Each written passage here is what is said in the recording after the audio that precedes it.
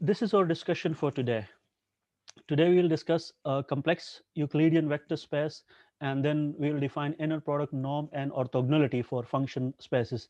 And similarly, we will define these three things for complex vector spaces as well. So complex vector spaces में ये तीन definitions inner product norm और orthogonality के और function spaces के. This is our main discussion.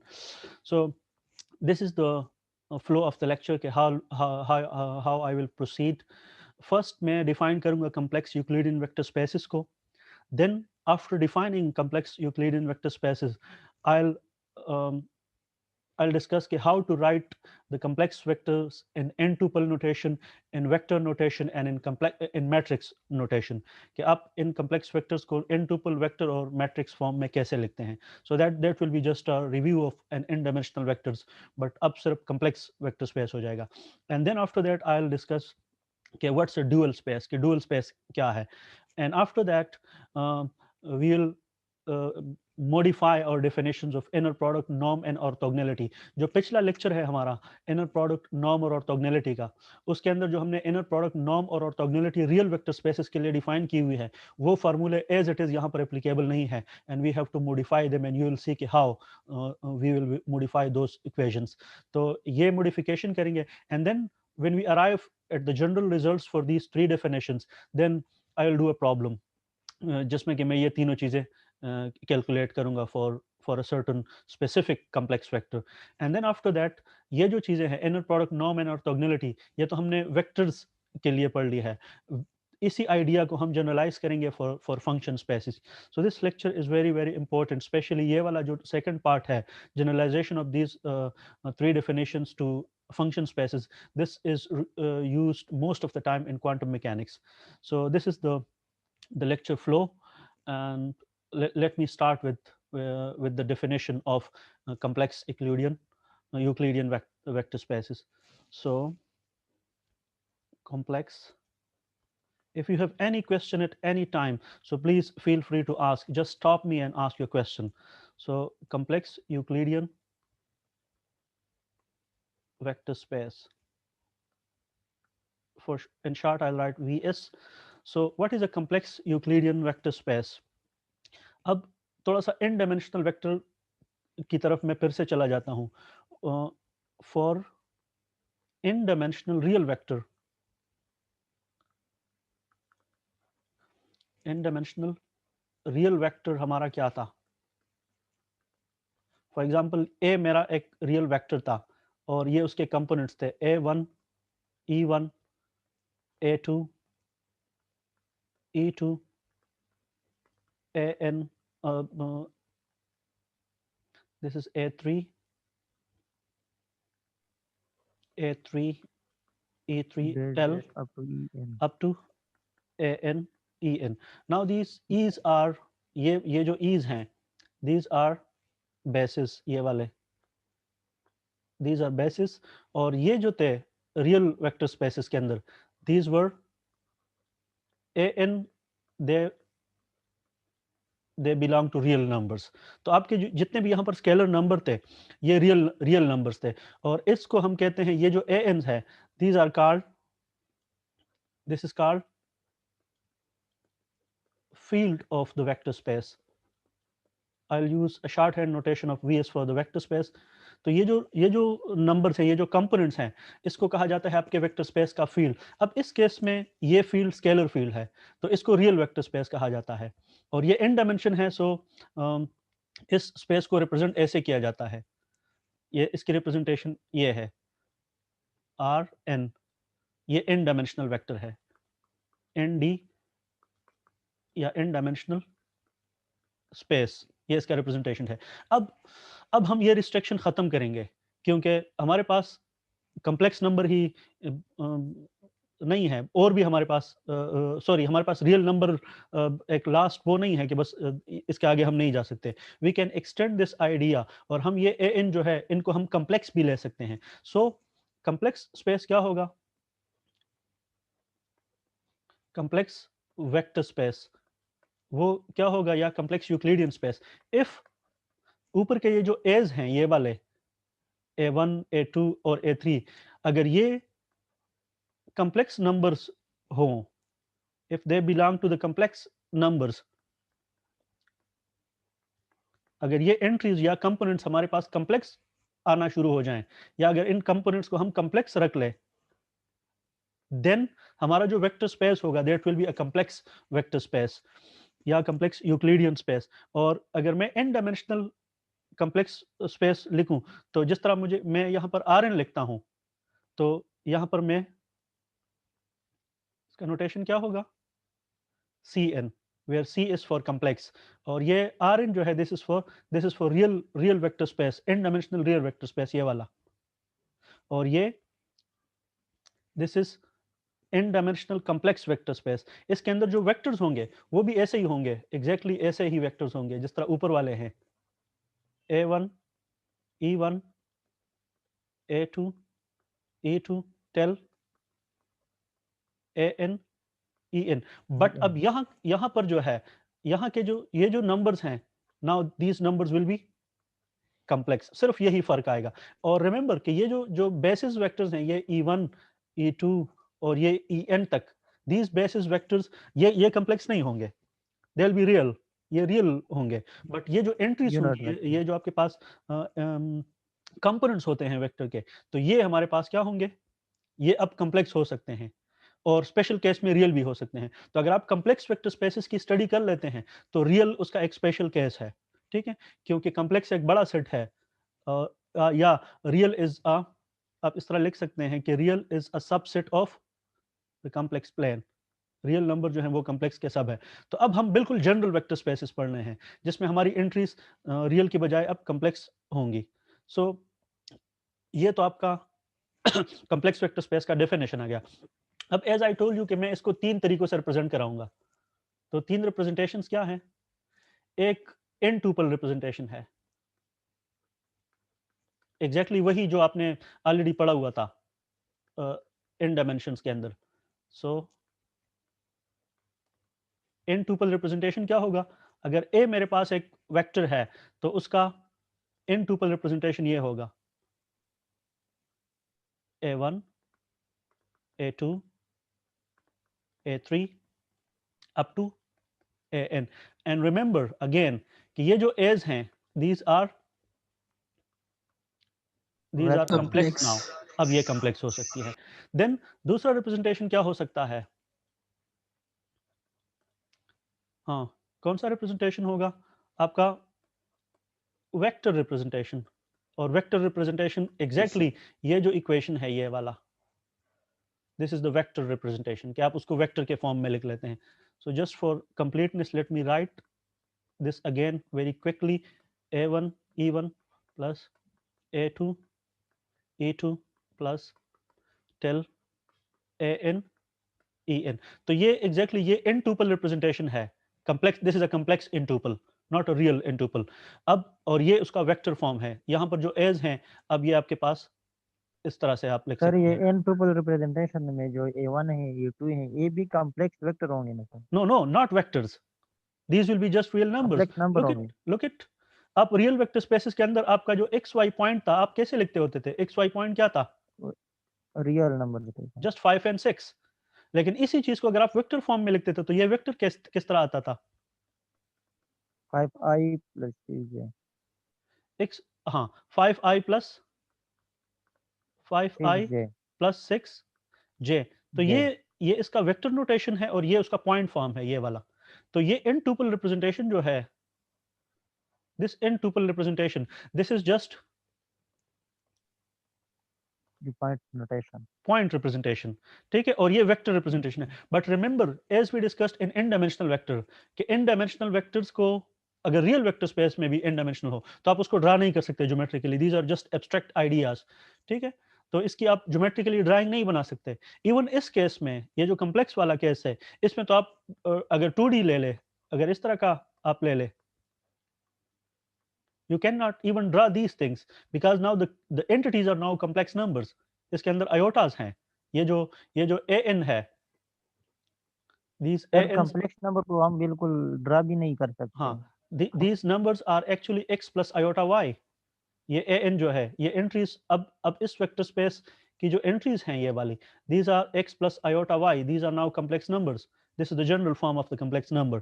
तो यहाँ पर तो आप R2 और R3 को ड्रा कर सकते थे रियल वेक्टर स्पेस में आप, लेकिन आपके कम्प्लेक्स वेक्टर स्पेस के अंदर C2 और C3 को यू कैन नॉट ड्रॉ, उसका जो पोर्ट्रेट है जिस तरह प्लेन और या 3D वो आप ड्रा नहीं कर सकते जिस तरह आप कर सकते थे रियल के लिए.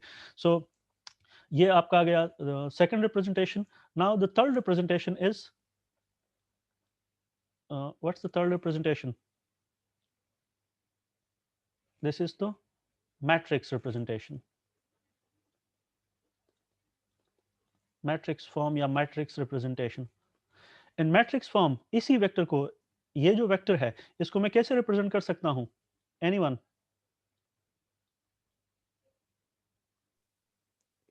Sir A1 Sir, This A1. will be a column vector. yes, This sir. is A1, A2, A3 till up to AN. AN, or this is a column matrix या column vector भी आप इसको कह सकते हैं.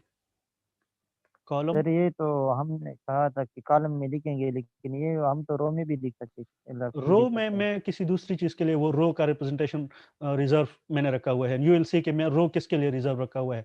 You will see today just in a minute. तो चले आपने बता दिया तो let me discuss that here. Dual space. What is a dual of a space? हर एक वेक्टर स्पेस का एक डुअल स्पेस होता है. So what is that dual space? In general अब हम कॉम्प्लेक्स वेक्टर स्पेसेस की बात कर रहे हैं. इफ वी टेक, अगर ए मेरे पास एक वेक्टर है, if A is a vector जो कि कॉम्प्लेक्स वेक्टर स्पेस के साथ बिलोंग कर रहा है,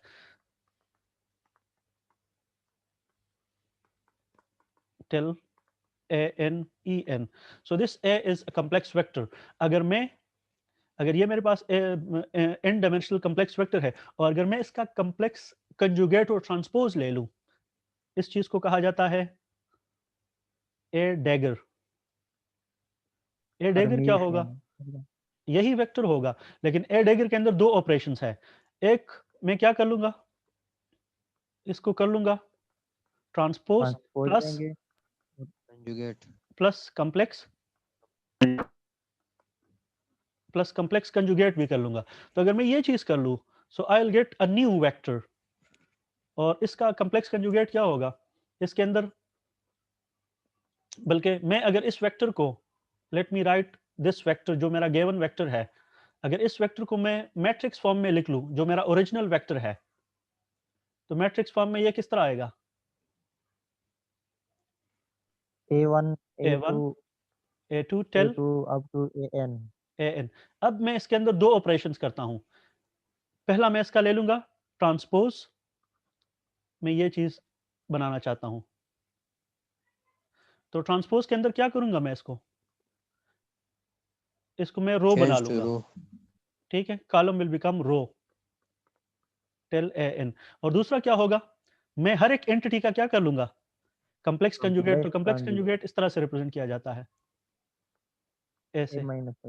अगर आपके पास अगर आपके पास एक रियल नंबर है x plus iota y and this, let's suppose this is z, तो कॉम्प्लेक्स कंजुगेट इस तरह से लिखा जाता है. उसमें क्या होता है, x minus iota. This is called complex conjugate. तो अब मैंने यहाँ पर इस चीज को कहा जाता है, इसको डैगर कहते हैं. और इसके अंदर आपने दो ऑपरेशन करने होते हैं. आप अपने वेक्टर का ट्रांसपोज कर ले, जो कॉलम है तो वो, अगर कॉलम है तो वो बन जाएगा रो, और साथ हर एक एंट्री का कॉम्प्लेक्स कंजुगेट भी ले ले. अब ये वाले जो वेक्टर है, अगर मैं इसको वेक्टर फॉर्म में लिख लूं, ये चीज, ये मैट्रिक्स फॉर्म है.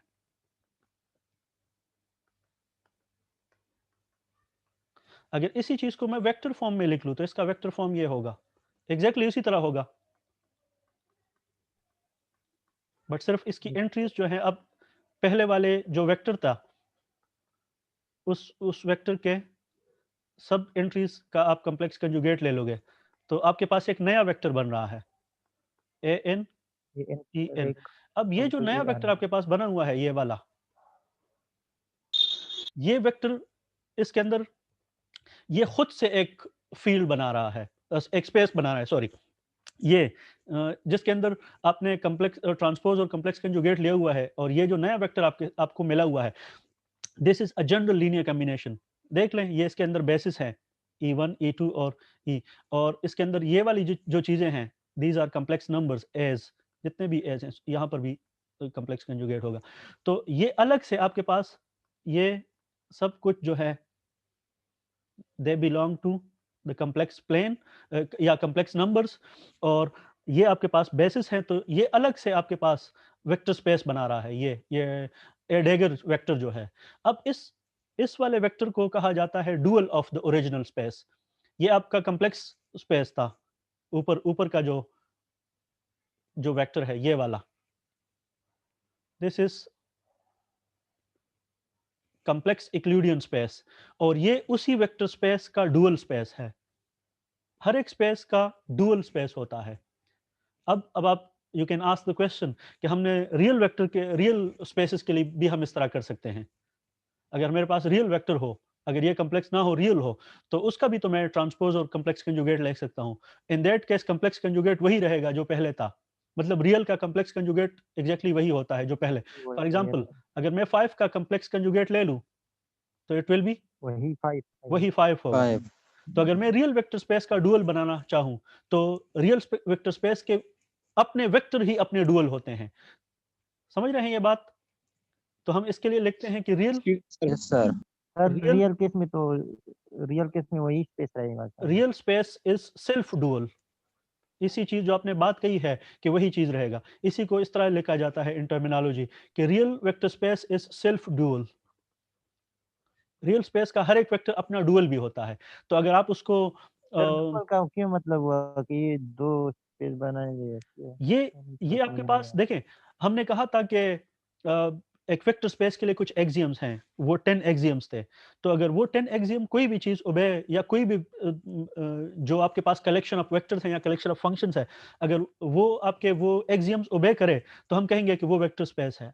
अब हमने जनरली इस वेक्टर से स्टार्ट लिया हुआ था, ये मेरा कम्प्लेक्स वेक्टर था, ये वाला। लेकिन मैंने इस कम्प्लेक्स वेक्टर के ऊपर 2 ऑपरेशंस कर लिए। एक ऑपरेशन ये कि मैंने इसकी एंट्रीज को, अगर कॉलम में थे तो मैंने उसको रो में कर लिया, और फिर हर एक एंट्री का कम्प्लेक्स कंजुगेट भी ले लिया। इन 2 ऑपरेशन से मुझे एक नया वेक्टर मिला, और वो नया वेक्टर ये है, ये वाला, ये वो नया वेक्टर है। अब ये नया वेक्टर अलग से वेक्टर स्पेस के सारे एक्सियम्स को ओबे करता है। तो हम कहते हैं कि यह अलग से एक दूसरा फील्ड बना रहा है, और उस दूसरे फील्ड को हम कहते हैं डुअल स्पेस। ये सिंपल आइडिया है। और हर एक वेक्टर स्पेस का आपका जो डुअल स्पेस होता है वो ऑटोमेटिकली बनता होता है। आपके पास सर जी जी जी आवाज नहीं कर सकता। सर जी, जब हम एक कॉम्प्लेक्स वेक्टर लेते हैं सर, जी और उसका दो ऑपरेशन करते हैं, मतलब ट्रांसपोज और स्टेरिक लेते हैं सर, जी जी और उसे डेगर में कन्वर्ट करते हैं, तो इसे डुअल स्पेस कहते हैं सर। यस, जो आपको नया वेक्टर मिलता है उससे, उस नए नए वेक्टर को हम कहते हैं कि ये नया वेक्टर भी एक लीनियर कॉम्बिनेशन है। आप देख लें, एग्जैक्टली आपके बिल्कुल ऊपर वाला जो वेक्टर है उसकी तरह है, सिर्फ इसकी एंट्रीज जो हैं बेसिस दोनों के वही हैं, यस सर। बेसिस दोनों के वही हैं, लेकिन सिर्फ इसके अंदर जो एंट्रीज होती हैं वो ओरिजिनल वेक्टर के, जो ओरिजिनल एंट्रीज हैं वेक्टर की, उसके एक कम्प्लेक्स कंजुगेट के बराबर कॉम्प्लेक्स होती है, और वो अलग से एक वेक्टर फील्ड के सारे एक्सियम्स ओबे करती हैं। तो हम कहते हैं कि ये आपके वेक्टर फील्ड का डुअल है। तो ये जो डुअल से जो स्पेस, ये जो डेगर ऑपरेशन करने के बाद जो नया वेक्टर बनता है, और इस जो वेक्टर स्पेस ये बनाता है, इस वेक्टर स्पेस को dual of the original space कहा जाता है। तो हर एक वेक्टर सर जी, स्पेस का मतलब डुअल भी ये होता है। डेगर वाला जो वेक्टर है सर, जी इसको डुअल स्पेस कहते हैं सर। एग्जैक्टली ये वाला जो ऑपरेशन है, ये ये वाला जो वेक्टर है, ये जनरल फॉर्म, यस ये आपका डुअल स्पेस बना रहा है। सर। ठीक है, तो कोई नया आइडिया सर नहीं है, अगर जस्ट हमारे पास जी जी सर सर अगर हमारे पास इसका एक डुअल वेक्टर स्पेस स्पेस है या कॉम्प्लेक्स वेक्टर स्पेस है जो भी है, लेकिन पहले से अगर वो स्पेस हो तो जरूर डुअल स्पेस बनाएगा। हर एक वेक्टर स्पेस का डुअल स्पेस लाजमी होता है, ये ऑटोमेटिकली बनता होता है, आपको पता नहीं होता, लेकिन ये ऑटोमेटिकली साथ साथ बनता जा रहा है। Yes sir. ठीक है, तो ये कोई नया आइडिया नहीं है, जस्ट नेम है और इसका इंट्रोडक्शन करना जरूरी है, क्योंकि ये चीज आपको इनर प्रोडक्ट में आगे हेल्प करेगी। हम जनरलाइज करेंगे इसके डेफिनेशन को। नेक्स्ट जो है, ये तो आपका डुअल का डेफिनेशन आ गया। अब हम लास्ट लेक्चर में हमने इनर प्रोडक्ट, नॉर्म और ऑर्थोगोनैलिटी पढ़ी थी, और वो हमने रियल वेक्टर स्पेसेस के लिए पढ़ी थी। तो अब हम कम्प्लेक्स स्पेसेस में यही चीजें दोबारा पढ़ते हैं। अगर अब तो हमने कम्प्लेक्स वेक्टर स्पेसेस डिफाइन कर लिए, हमने जो रियल नंबर रखने का रिस्ट्रिक्शन था, या जो पहले हमारा फील्ड रियल था वेक्टर स्पेसेस का, अब हमने अपना फील्ड कम्प्लेक्स कर लिया है। तो अब ये जो हमारे डेफिनेशन है इनर प्रोडक्ट के और ऑर्थोगोनैलिटी और ये सारी चीजें, ये चेंज हो जाएगी। So let's see how. Inner product हमने कैसे डिफाइन किया था पिछले लेक्चर में। अगर मेरे पास दो वेक्टर्स हैं, a1 e1 a2 A2 e2 tel up to an an en और दूसरा वेक्टर है b equal to b1 b1 e1 en plus e1 plus b2 b2 e2 tel bn en en। अब ये अगर मेरे पास रियल वेक्टर्स हों, तो इनका रियल वेक्टर के लिए इसका इनर प्रोडक्ट कैसे आया था? Do you remember? Inner product is simply this thing, a dot b, जैसे जनरलाइजेशन ऑफ डॉट प्रोडक्ट। तो ये a डॉट b का फॉर्मूला क्या आया था लास्ट लेक्चर से? a1 b1 I is equal to 1 I to n, start मैं compact form up लिखता हूँ, to वो n एक्सपेंडेड फॉर्म नहीं लिख रहा। This is equal to ai ai ai bi bi। bi ये आपका फॉर्मूला था फॉर, inner product ये इनर प्रोडक्ट का फॉर्मूला था, लेकिन ये किस स्पेस के लिए था? पर ये रियल space वेक्टर, के रियल लिए स्पेस। रियल वेक्टर स्पेस के लिए। व्हेन और space was a real vector space, जब ये एंट्रीज रियल थी, तो तब हमारे पास ये डेफिनेशन था। अब हमारे पास ये एंट्रीज, ये वाली जो एंट्रीज हैं, अब इस केस में, कम्प्लेक्स के केस में, ये एंट्रीज अब रियल नहीं रही है, अब ये कम्प्लेक्स हो गई हैं। तो अब ये डेफिनेशन कैसे चेंज होगा?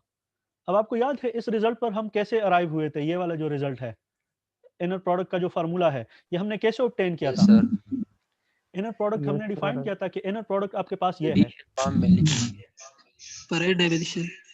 इनर प्रोडक्ट हमने ऐसे डिफाइन किया था कि inner product a dot b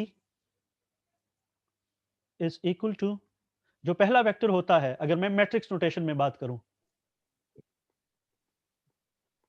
a1 b1 ये आप इसको रो में ले लेते हो a1, उस वक्त मैंने सिर्फ यस सर, उसमें दूसरी मैंने सिर्फ बात। ट्रांसपोज का कहा था कि आपने पहले वेक्टर का ट्रांसपोज लेना है, और दूसरा वेक्टर क्या और था? दूसरा कॉलम में लिखेंगे tell b2 up bn। to तो ये bn हमारा डेफिनेशन था इनर प्रोडक्ट का मैट्रिक्स फॉर्म में, कि जो भी पहला वेक्टर होगा, जिस तरह यहाँ पर है, ये पहला वेक्टर है, इस पहले वेक्टर को आपने क्या करना है, ये वाला जो वेक्टर है, ट्रांसपोज लेना है इसका ट्रांसपोज लेना है। तो अगर ये पहले कॉलम फॉर्म में था, ए वेक्टर, ओरिजिनली दिस वाज ये a1 चेंज होगा a2 टिल an, ये एक कॉलम फॉर्म में था। अब आपने इसका ट्रांसपोज लेना है और फिर डॉट लगा के दूसरे वेक्टर को कॉलम के फॉर्म में मल्टीप्लाई करना है। तो जब ये मल्टीप्लिकेशन यू करते थे आप, so we got this result. अब ये ऑपरेशन थोड़ा सा चेंज हो जाएगा। कम्प्लेक्स वेक्टर स्पेसिस के लिए जो हम ऑपरेशन करते हैं, हम कहते हैं कि कम्प्लेक्स वेक्टर स्पेस में अगर हम इनर प्रोडक्ट लेते हैं, तो कम्प्लेक्स वेक्टर स्पेसिस का जो इनर प्रोडक्ट होता है, वो a dot b is equal to, उसके मुख्तलिफ किस्म के नोटेशन है। इसको इस तरह भी लिखा जाता है, इसको ऐसे भी लिखा जाता है, और इसको इस तरह भी लिखा जाता है।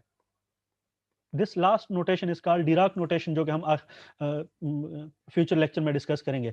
तो इनर प्रोडक्ट में ये a डॉट b का रिप्रेजेंटेशन है। अब यहाँ पर पहला वेक्टर जो है, जो जो इनर प्रोडक्ट के अंदर जो पहला वेक्टर होता है, this belong to dual space, और जो जो इनर प्रोडक्ट के अंदर दूसरा वेक्टर आप लेते हैं, this belong to the simply the vector space, उसके साथ आप डुअल नहीं लिखते। अब आपको खुद आइडिया हो जाएगा कि अब ये जो वेक्टर मैं लूंगा यहाँ पर, यहाँ वाला जो वेक्टर, ये किस स्पेस का वेक्टर होगा? This will be Dual member of the, ये complex vector this will be member of the dual space, ये डुअल स्पेस का मेंबर होगा। और ये जो दूसरा वेक्टर मैं ले रहा हूँ, ये एग्जैक्टली जो आपका ओरिजिनल वेक्टर स्पेस है, ये उसके मेंबर होंगे।